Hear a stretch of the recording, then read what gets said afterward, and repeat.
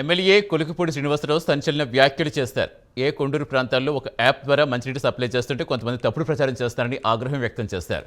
అలాంటి వారికి చెప్పు తెగే వరకు కొడతారని ఎమ్మెల్యే తీవ్రస్థాయిలో మండిపడ్డారు. ఎందుకంటే కొంతమంది దుష్ప్రచారం చేస్తున్నారు.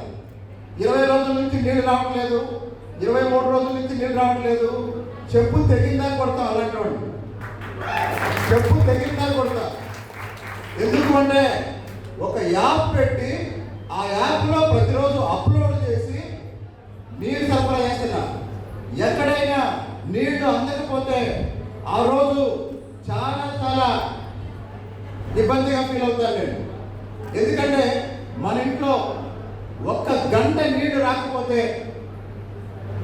మొత్తం ప్రపంచ జీవితం అంతా తల్లకిందులైపోయింది.